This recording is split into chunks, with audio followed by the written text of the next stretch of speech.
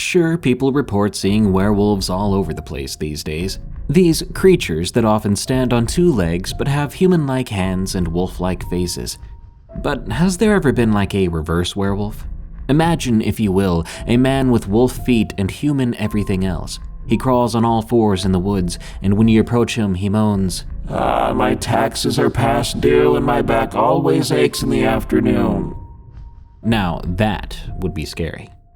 Oh, right, this episode is about Dogman Encounters. The scary ones, not the dumb crap thing I just made up. Enjoy, and be sure to send me your scary stories at darkstories.org. And hey, go give our podcast Freaky Folklore some love with a rating and a follow. It just hit 300,000 followers on Spotify. Now, let's begin. The Dogman of Alice Ranch. From KindaDeleriouis. This happened when I was about 11 years old. My dad took me and my younger brother to hunt and camp in Texas. He picked us up from my mom's house around 10 p.m. It took us about 2.5 hours to get to the ranch. Our grandpa and my older brother were already waiting for us by our grandpa's tent. The next couple of days went over well. One day our dad woke us up at around 5 in the morning to get us ready for some deer hunting. He'd walked us to one of the blinds and left me and my little brother at one, while he took my older brother with him to another spot a good mile or so from ours. Our grandpa had his blind away from me and my younger brother's blind to make sure we didn't do anything stupid, as kids sometimes do. A few hours went by. My little brother eventually just fell asleep. I was up, looking at the feeders. Around 8 a.m., I saw a 10-point buck emerge from the brush. I nudged my brother awake. Slowly, he woke up. I saw his face light up with joy. He reached immediately for my rifle, but I carefully pushed his hand away. He whispered, "What are you doing? We have a straight shot." I pointed back to the feeder. There were 2 does near the buck. My little brother slumped down in his chair, tears in his eyes. Looking at him, I sighed and reached for my rifle, even though my father had told me not to waste a shot unless you have a clear one. Despite these does being in the way, it sort of broke my heart seeing my little brother sad like that. So I ignored the rule, steadied my rifle, and made sure I was sighted in. A couple of minutes passed by, but it felt like forever before I was finally able to take a shot. It landed right on the buck's shoulder. My little brother had been watching the whole thing. He was so excited. We were ready then to step out of the blind. But when we did, I heard a rustling in front of us. Even though I'd already landed a buck, I got excited at the thought of landing another, being the overconfident kid I was. I took my aim and held my breath. Then I peered into the scope to take a look. That was the worst thing I could ever do. At the same time, my brother grabbed a flashlight and shone it out into the dark. The beam landed right on that thing.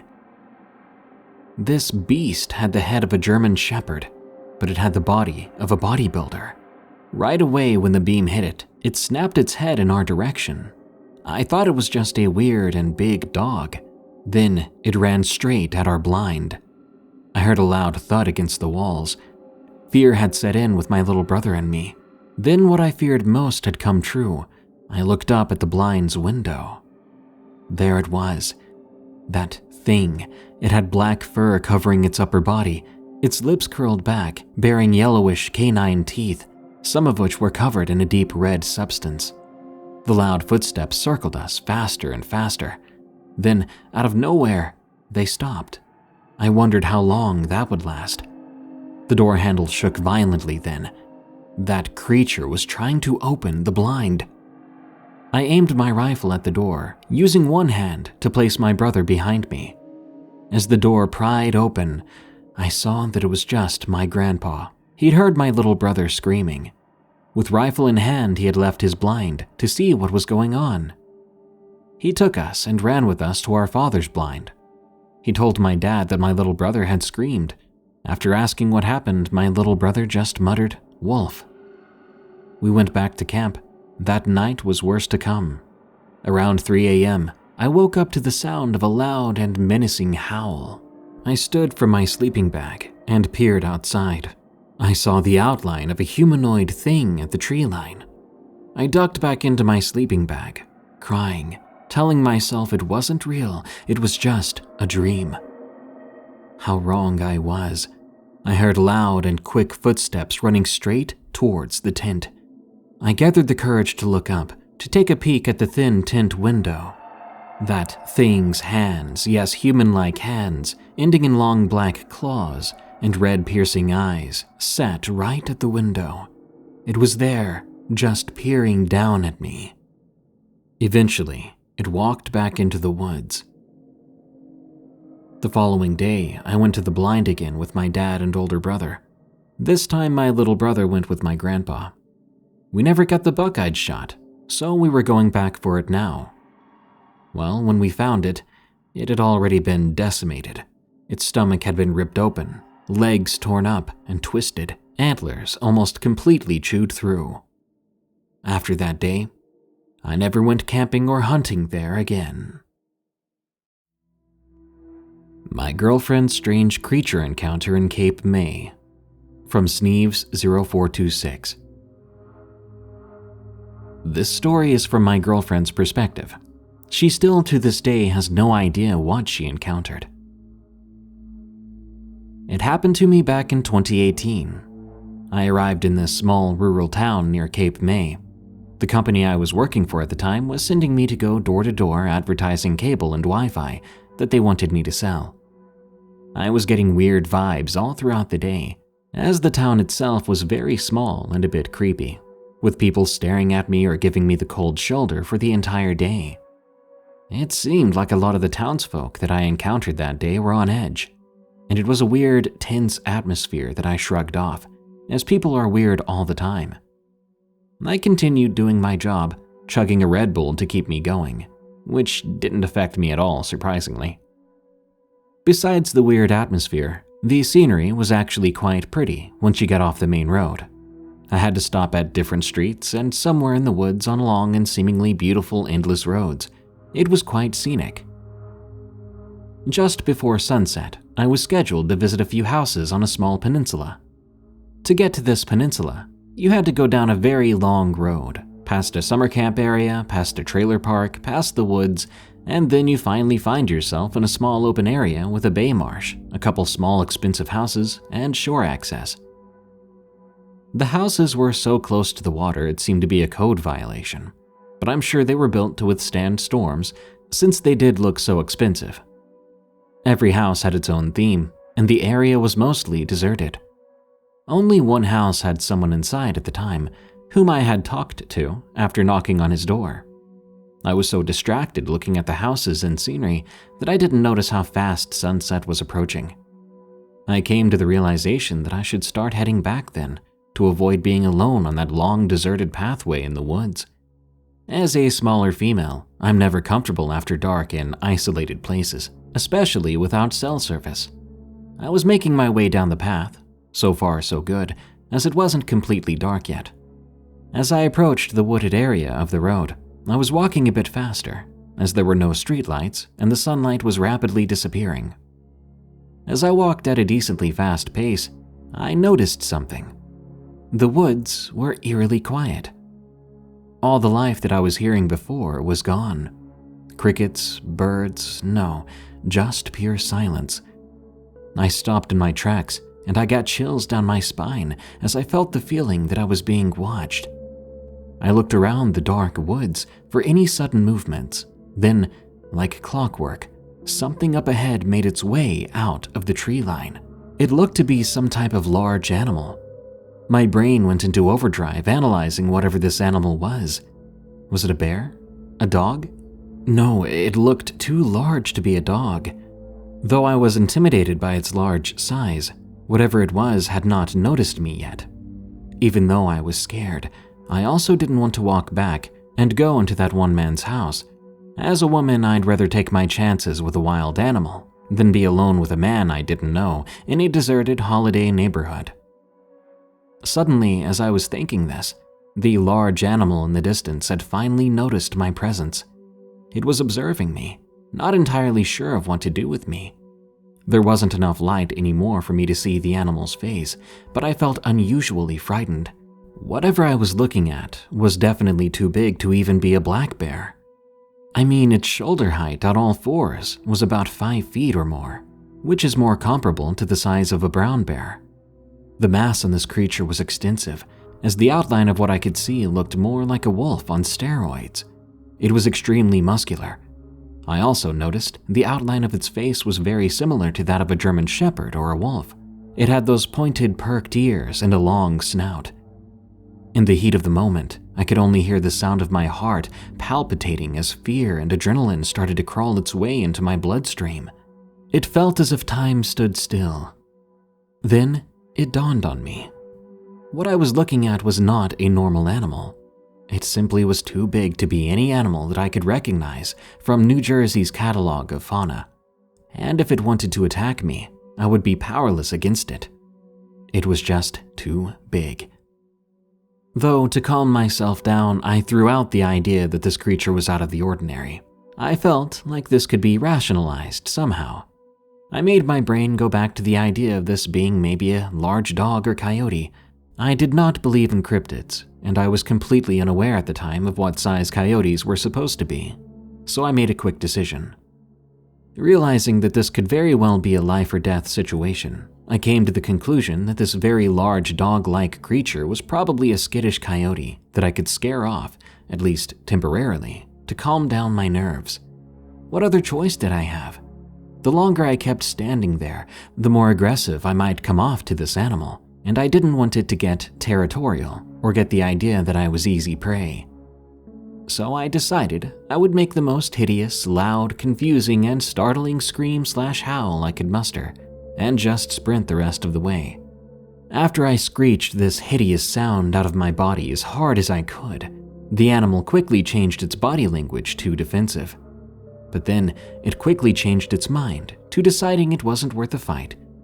It ran a distance away into the woods, not too far though. I started to sprint as fast as I could past that area and beyond. I sprinted until I reached the end of the road and noticed there was a summer camp area with streetlights near me. I rested on top of a table there, out of breath and feeling my heart pounding out of my chest. However, I was still very shaken up. I still felt like I was being watched. I kept my eyes on the tree line. My eyes were darting around looking for any sign this animal was still there.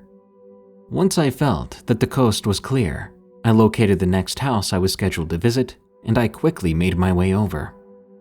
There I met a nice family who ended up buying cable from me, and I told them what had happened to me that night and how I was treated by the locals. The lady of the family, who I presumed to be the mother, said, "I don't know why they sent you out here alone. These woods are dangerous after dark, and there are creepy people who live around here." The impression she gave me was that there were animal encounters she could not explain, and that there were lots of ex-convicts in the area, as well as people who should have been arrested and haven't been. She was as equally concerned about the people as she was the animals around the place. This gave me goosebumps. How many times today could my life have been taken? They were extremely concerned for my safety and told me to contact my team leader so I could get picked up. They said they didn't want me to go outside again and that I should call it quits for the night and to not visit any other houses. To this day, I still have no idea what creature I encountered. There are strange things in the woods, things people don't speak about, things they might even be covering up. To me, it felt as if the townsfolk of that town knew something about what I encountered. So weird creature I encountered in those woods, let's never meet again.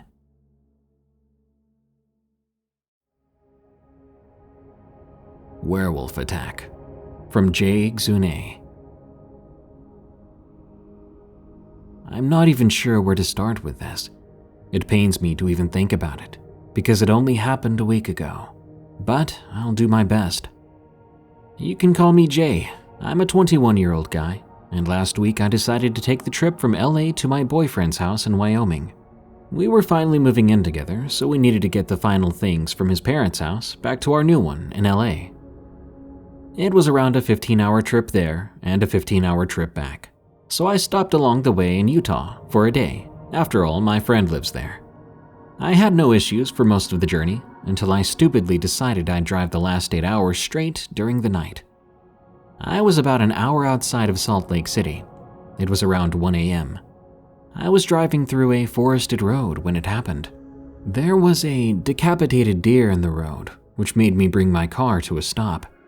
It was right slap bang in the middle, blocking me from getting by as the road was narrow.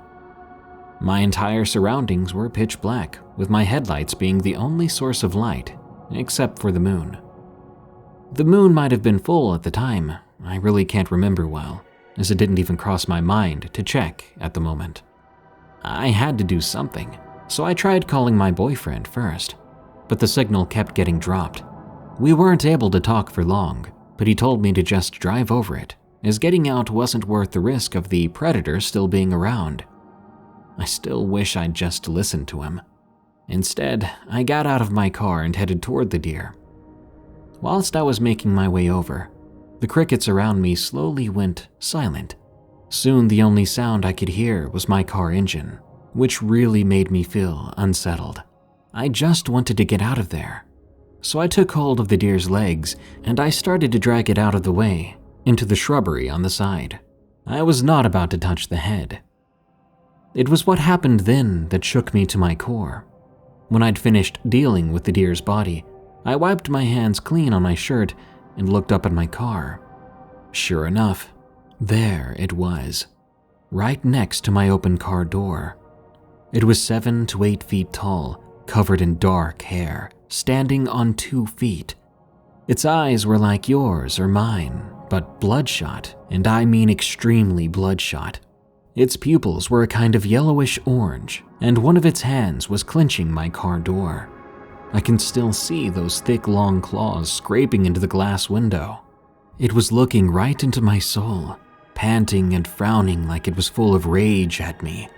So much so that its mouth was opening slowly, revealing long canine teeth.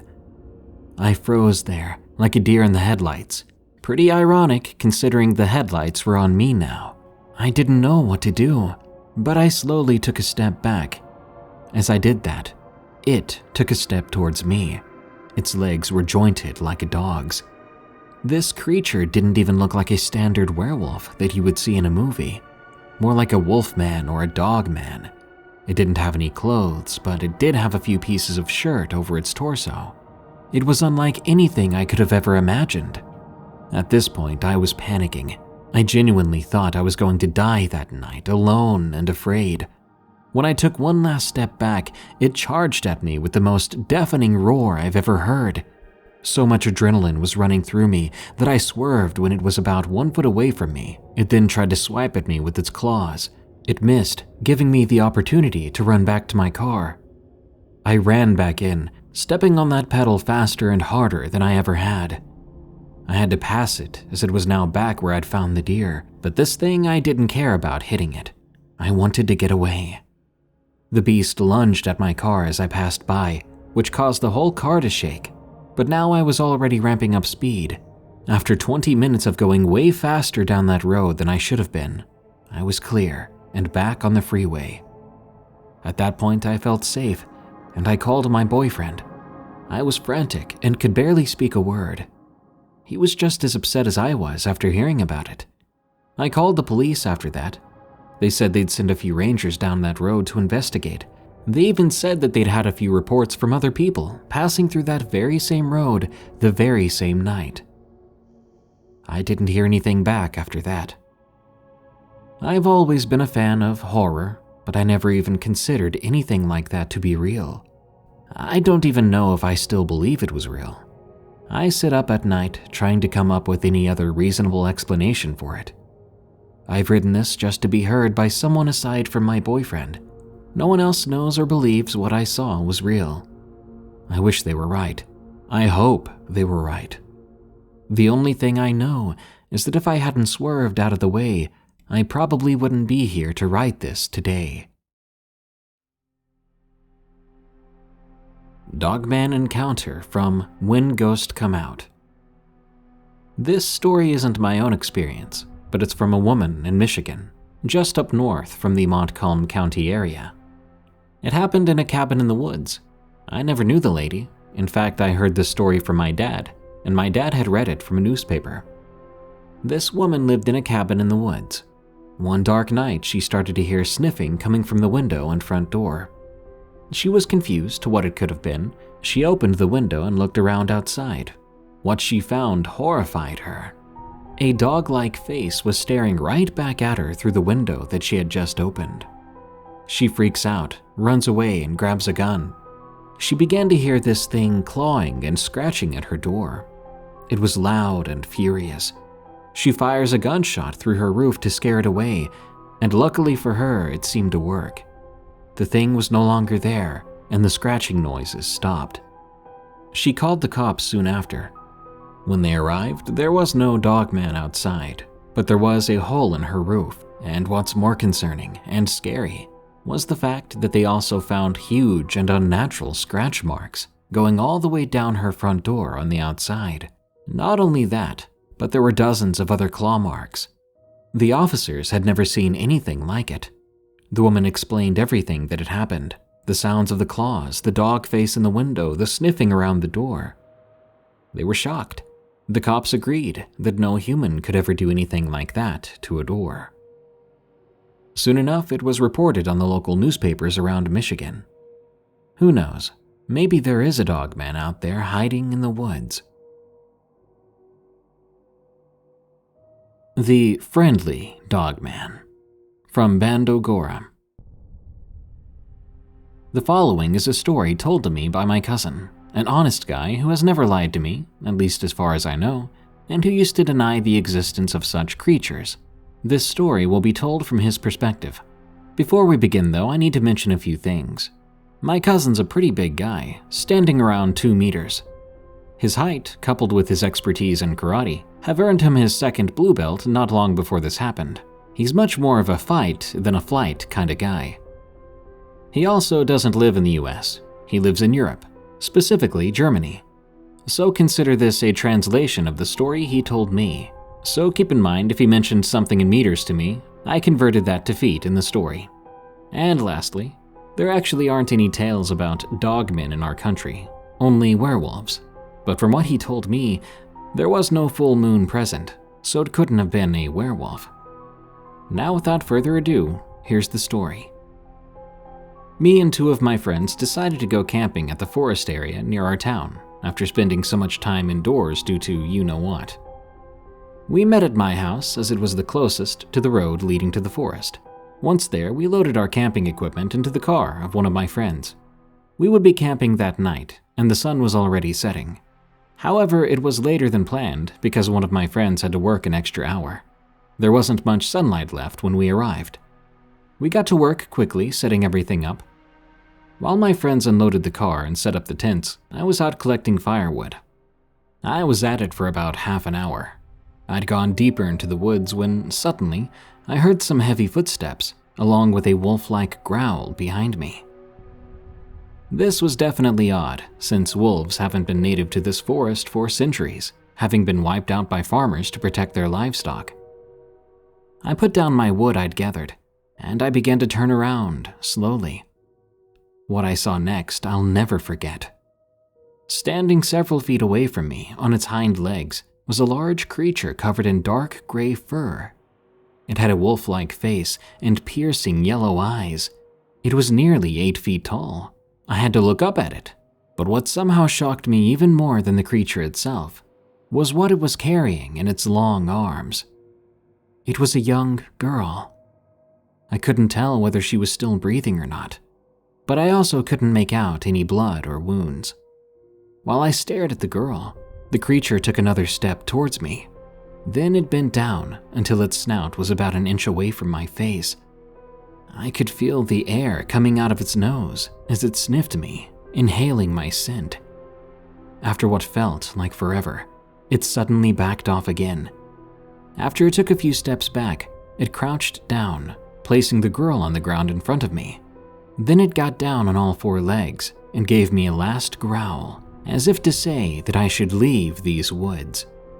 Then it ran back the way it came at such high speed that I was glad it wasn't chasing me. I looked at it running away for a moment, before I heard the girl asking quietly whether the creature was gone. I replied with a yes and asked her whether she was all right while helping her up. She replied yes as well. I noticed she had a few bruises on her face. I asked her where those came from. She told me that those were not from the creature, but from her abusive stepfather. Apparently, she had run away from home the day before to go to her uncle, who lives in our town. She stayed off the road to avoid her parents finding her by car, which is why she went through the woods. There, not long before my own encounter, she'd heard a growl coming from behind her. She saw this creature moving towards her on all fours. She told me she had heard that one should play dead when being approached by a predator, and so she did just that. But before long, she felt herself being picked up and carried away by this creature. Since she didn't want to risk doing anything to upset the creature, she simply didn't move. I offered to drive her to her uncle's. She accepted and I brought her to my friends. I told them she was on her way to her uncle's and that I found her in the woods. But knowing they wouldn't believe the rest of the story, I didn't say anything about the creature. We drove her to her uncle's as promised, who took her in and thanked us for bringing her to him. After all was said and done, we decided to go camping a different time. I'm not sure why the creature didn't attack the girl or me, and instead simply brought her to me. Obviously, I'm glad it happened that way. Still, I don't know if I ever want to meet it again. Who knows whether it's still so benevolent when it's hungry. Wolfman in the Suburbs, from Lucky 12. I live in the suburbs of Salt Lake City. My house is about 20 miles from the nearest forest or mountain. This happened one night. I woke up around 4 a.m. because my mouth was so dry. My room is on the second floor of my house, so I had to go downstairs to get a drink. When I got back upstairs, I got back in bed and began to fall back to sleep. A couple of minutes went by when suddenly the hair on my arm stood up. The first thing I did was look around the room to make sure that whatever was making my hair stand up like that wasn't in the room with me. I've had some weird things happen in my room, as well as the area outside my room. After making sure the coast was clear, I stood up and walked over to the blinds. It was then that I knew whatever was making me feel this way had to be outside. When I looked out, I saw a deer go running down the street outside my house. A couple of seconds after the deer ran by, I saw something else go running down the street after the deer. This creature was definitely what had set my brain off. The creature was covered in thick dark fur. It had large human-like hands with long claws instead of fingers. Its legs looked human, but sort of backwards. It also had a wolf-like head. It was tall, about 2/3 the height of the light post outside my window. It was also extremely fast. It covered the 150 feet of my street in what seemed to be a few seconds. After seeing that, I could not fall asleep, and for a while, I was a bit too scared to even look outside. I don't really believe in the paranormal, but I do like listening to such stories. I always look for a good explanation for everything. I'm starting to believe there are things that we haven't officially discovered yet. Later on after that night, my sister saw the same creature walking down the street. This confirms that I actually did see it, and that it wasn't just a dream. She gave the same description, except she actually saw its eyes. She described them as orangey red. That brings us to the end of this episode of Darkness Prevails. More terrifying stories are on the way soon, so subscribe and smash that like button. By the way, did you know this show is available as a podcast called Unexplained Encounters? Just search for, follow, and rate Unexplained Encounters on Spotify, Apple Podcasts, or your favorite podcast app.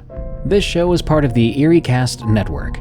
Go to EerieCast.com for more scary podcasts, such as Freaky Folklore, which explores your favorite monsters, myths, and mysteries, as well as Redwood Bureau, a fictional horror podcast about an agent on the run from an evil secret organization that captures supernatural creatures and entities.